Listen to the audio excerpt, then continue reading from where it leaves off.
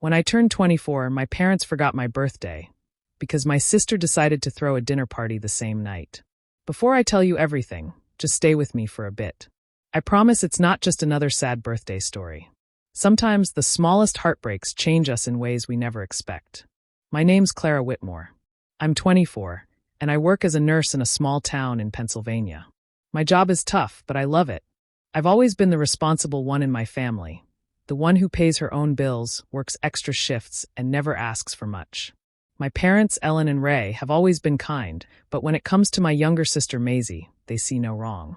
Maisie is 21, funny, charming, and the kind of person people naturally adore. Growing up, she was the center of everything. Dance lessons, new clothes, car at 16, she got it all. I told myself I didn't mind. I was proud of her. At least that's what I thought.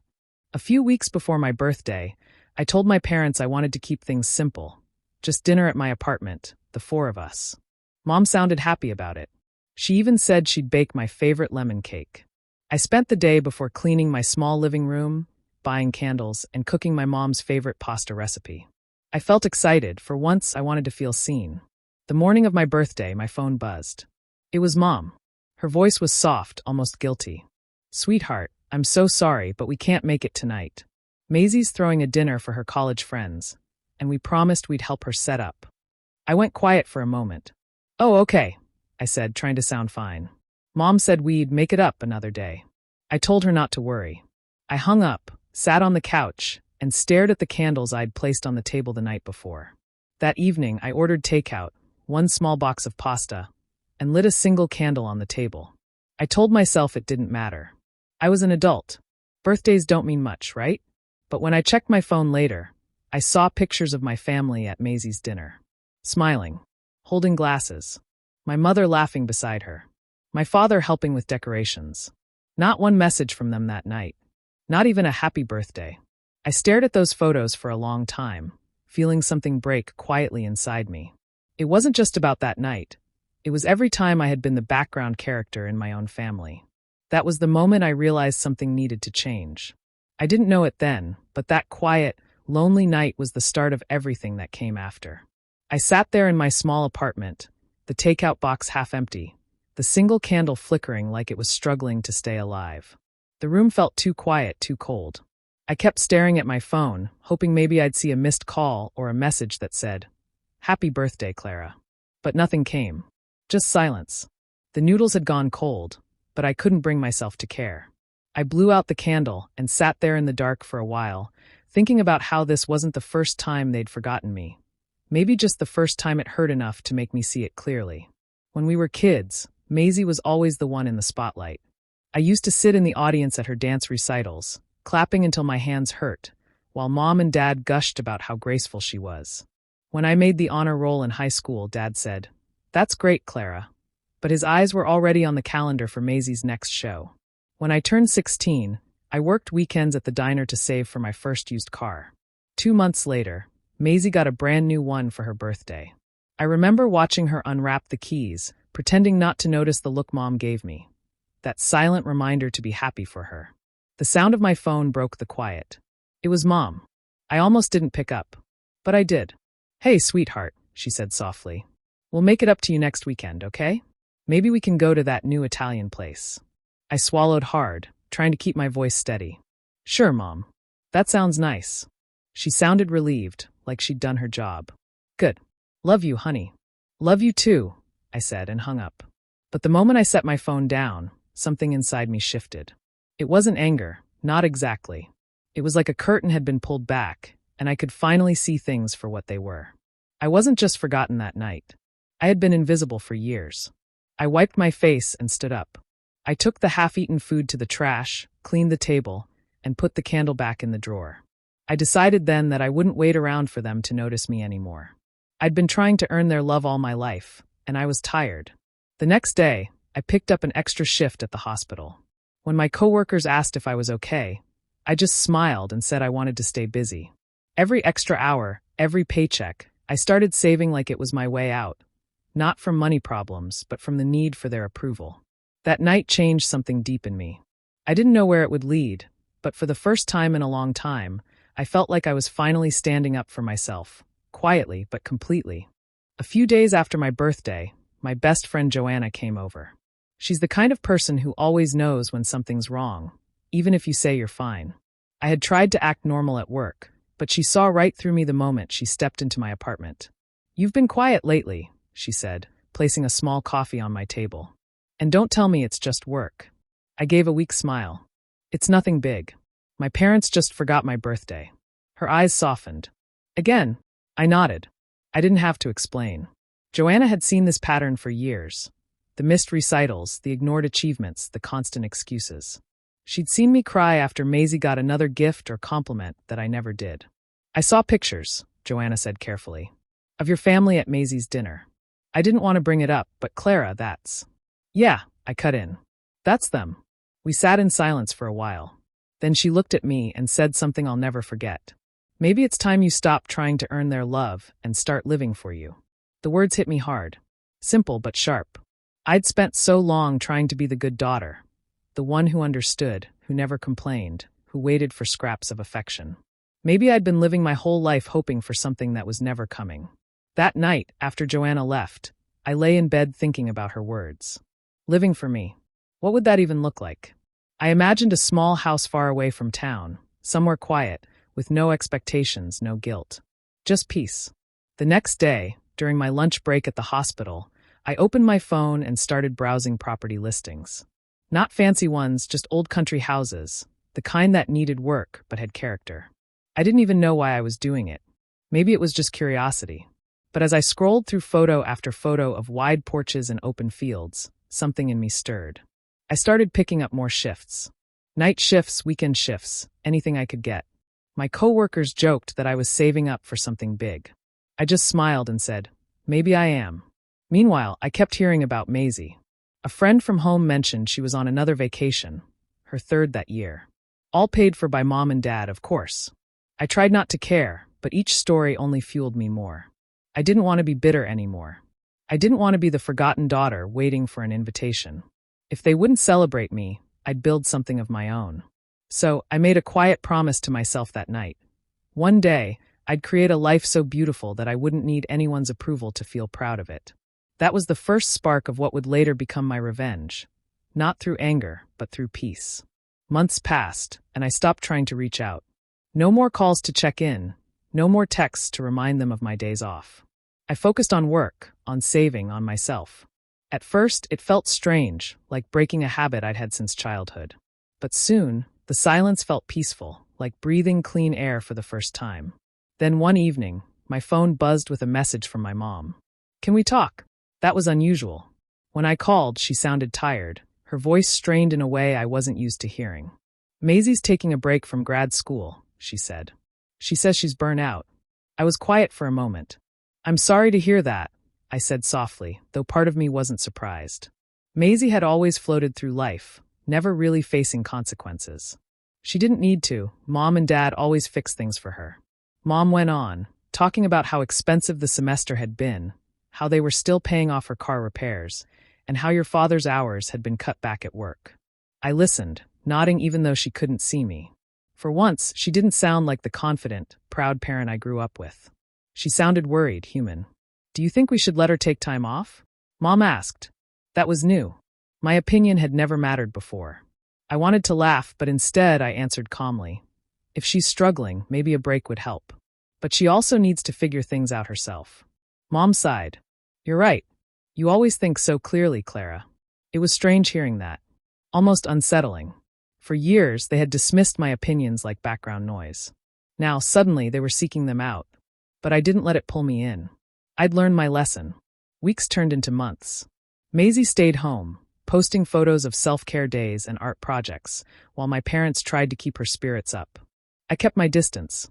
When Dad called to check in, I answered politely but briefly. "Work's fine. I'm doing okay. Hope you're all right," I'd say. My voice stayed even, my heart steady. Sometimes, I could hear the hesitation in their tone, that awkward space where guilt lives. They wanted to talk more, to rebuild something, but they didn't know how. And I wasn't ready to make it easy for them. The more I stayed silent, the more they seemed to realize how much they'd leaned on me emotionally without giving anything back. Dad started asking for small advice about bills or home repairs. Mom sent little texts, "Proud of you, sweetheart," out of nowhere. I'd reply with short messages, never cold but never warm either. I wasn't trying to punish them. I just didn't have the energy to pretend anymore. From the outside, my family still looked picture perfect.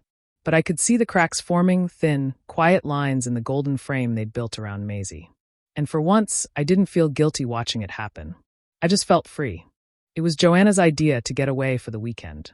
She said I'd been working too hard, that a little drive out of town would clear my head. I didn't argue. The city noise had started to feel like static in my chest, and I needed air that didn't smell like hospital disinfectant and coffee. So we packed light, grabbed snacks, and headed north, just two friends with no destination in mind. The farther we drove, the quieter it got. The trees turned golden with early autumn, and sunlight filtered through the branches like honey. Somewhere along a back road, Joanna spotted a wooden sign that read "Open House, Sunday, 1 p.m. "Let's check it out," she said, grinning. "Could be fun." I laughed. "Joe, I'm not buying a house." She shrugged. "Who said anything about buying? We're just looking." But when we pulled up to the property, something inside me shifted. It wasn't grand or fancy, just a two-story country home with chipped white shutters and a wraparound porch that looked like it hadn't seen a coat of paint in years. The garden was overgrown, wildflowers tangled with weeds, but it felt alive. The house stood there like it was waiting for someone to care about it again.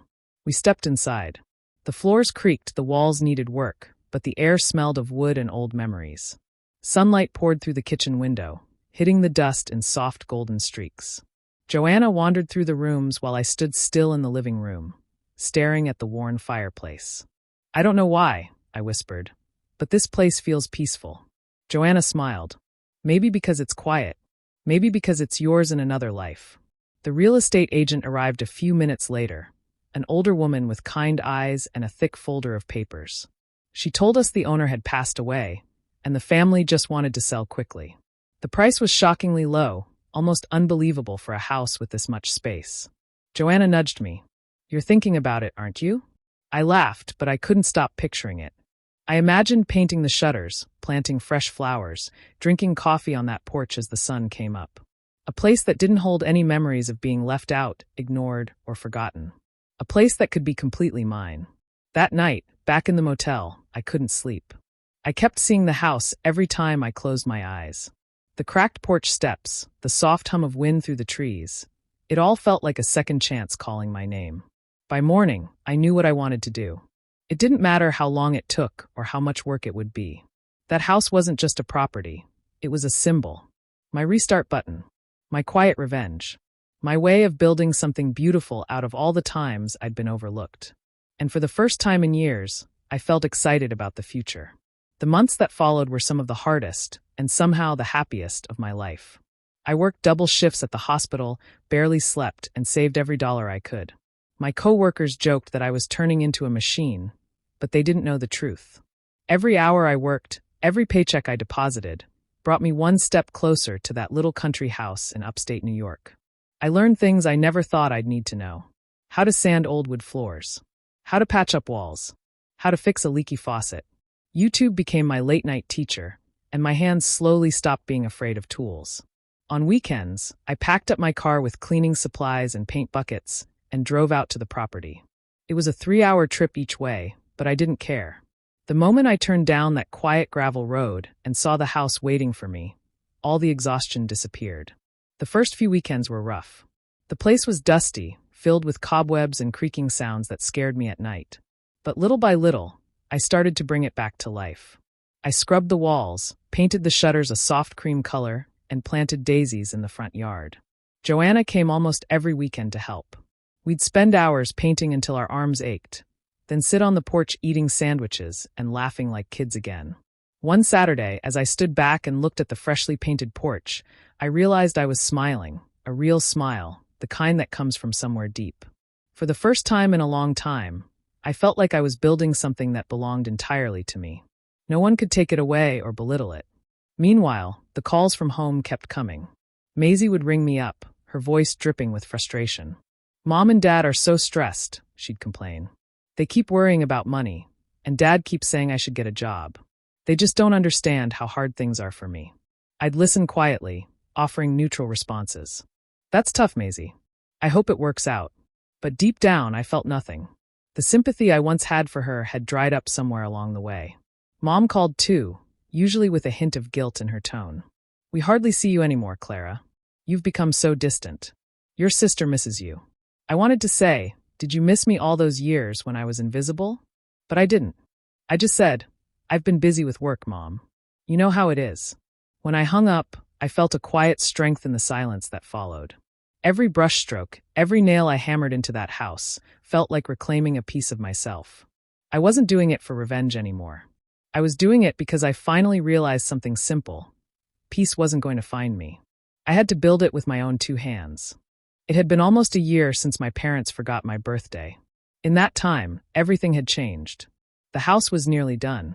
The walls gleamed with fresh paint, the garden bloomed again, and the porch swing creaked softly in the morning breeze.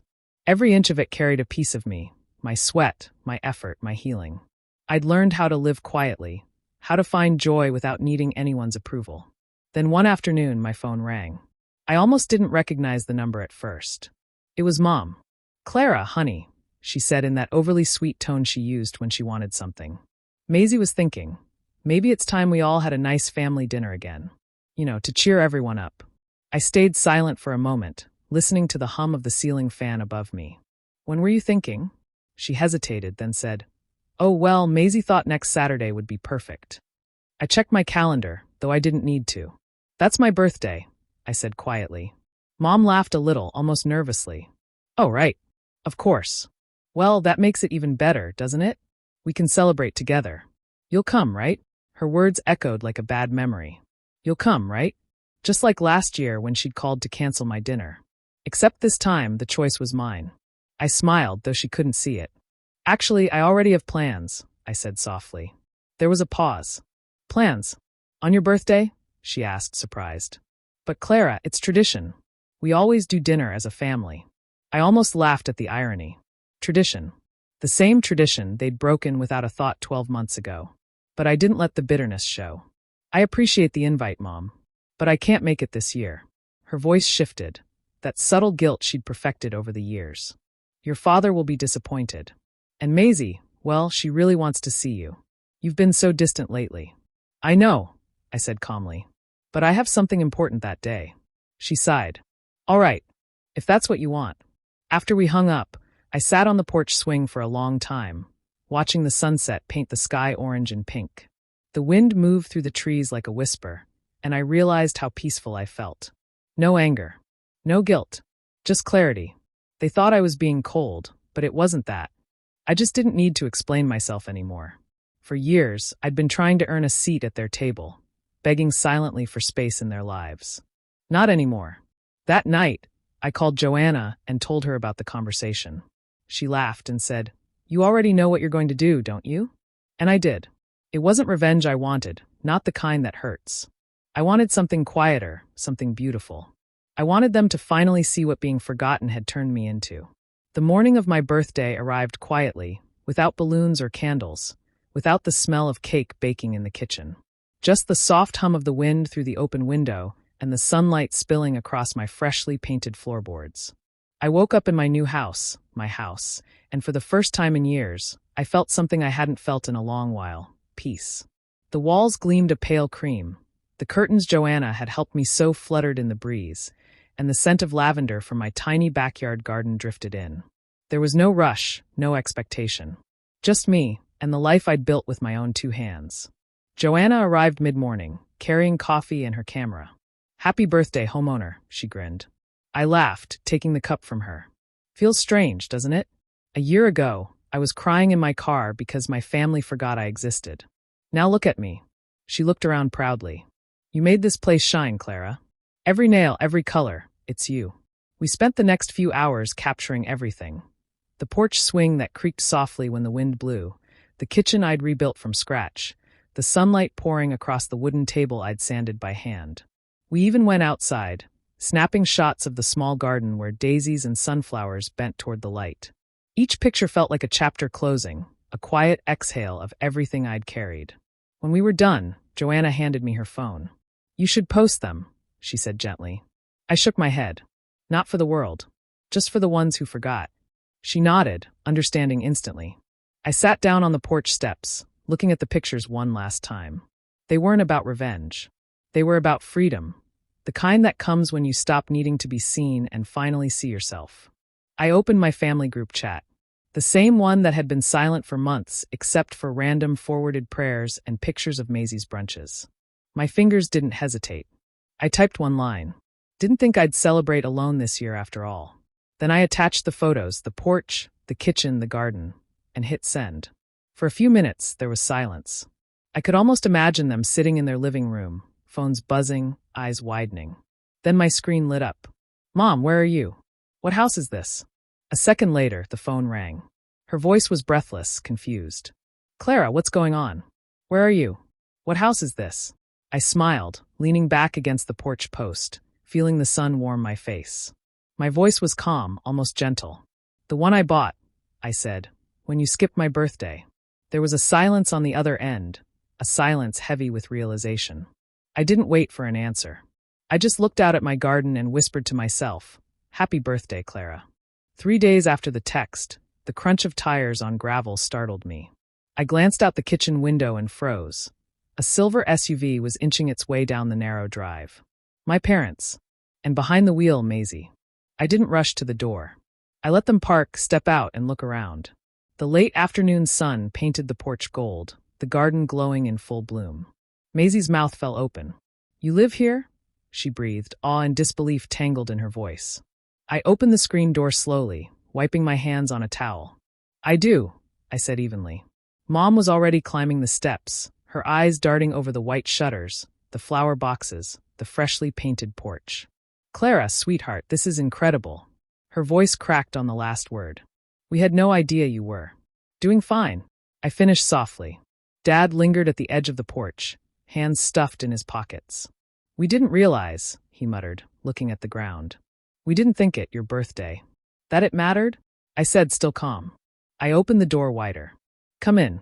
I just made coffee. Inside, the air smelled of cinnamon and fresh wood polish. I poured coffee into the mismatched mugs Joanna and I had found at a thrift shop. Maisie ran her fingers across the counter. You did all this yourself? Most of it, I said. Joanna helped. For a few moments, there was only the sound of spoons clinking against ceramic. Then Mom spoke again softly. We were planning something for the next weekend, you know. We didn't mean to. Forget, I said. I know. I smiled, not bitterly, but with something almost kind. You didn't mean it. You just did it. She looked down, her hands shaking slightly around the mug. Dad cleared his throat. We're proud of you, Clara. Really. We just wish you'd told us. I met his eyes. Would it have made a difference? No one answered. The silence that followed wasn't angry, just honest. Maisie shifted uncomfortably.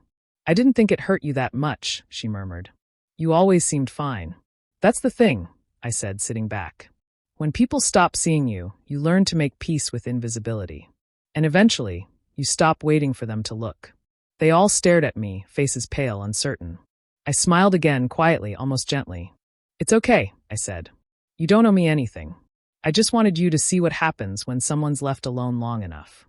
The wind moved through the open window, carrying the faint scent of lavender from the garden. None of them spoke after that. They finished their coffee in silence, eyes tracing the walls I'd built with my own hands.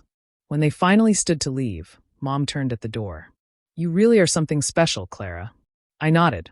I always was. You just didn't notice. The seasons changed softly around me, as if the world itself was exhaling. By the time autumn came, the country house no longer felt like a project. It felt like home. The walls smelled faintly of pine and coffee, the curtains fluttered with every breeze, and the garden I'd planted with Joanna burst with marigolds and mint. On Saturday mornings, I'd sit on the porch with a blanket and tea, watching the mist rise off the fields, thinking how silence could be the sweetest sound in the world. Joanna still visited most weekends. She'd bring pastries and her loud laughter that filled every corner of the house. Sometimes we'd paint old chairs, other times we'd just talk about work, life, or the weird peace that came after pain. She once said, Clara, you're glowing. I smiled, brushing the dirt from my hands. I guess peace looks good on me. My parents started visiting occasionally. Not as often as before, but enough. They didn't come with demands anymore. They came with pie, small gifts, and softer voices. Mom always looked around with a quiet pride that she didn't quite know how to express. Dad would fix something minor, a squeaky hinge or a loose railing, as if to feel useful again. I didn't hold grudges. I just let them come and go. Time had already done what apologies couldn't. Maisie kept her distance. I saw her name pop up sometimes on social media, a life filled with half-smiles and travel posts that looked emptier than before. She texted me once, "Your house looks amazing." I replied, "Thanks," and left it at that. There was no anger anymore, just distance, the kind that felt like healing. One evening, as the sun dipped behind the hills, I walked barefoot through the garden, feeling the cool earth under my feet. The sky turned orange and pink, and for the first time in years, I realized I wasn't lonely. I was free. People often think revenge means getting back at those who hurt you, but that's not always true. Sometimes revenge is just becoming someone who no longer needs their approval. It's living a life that quietly says, "I turned the pain you gave me into something beautiful." I thought back to that night when I'd eaten takeout alone on my birthday, one candle flickering beside me. The girl who sat there in silence had no idea she'd one day light up her own home, in her own way.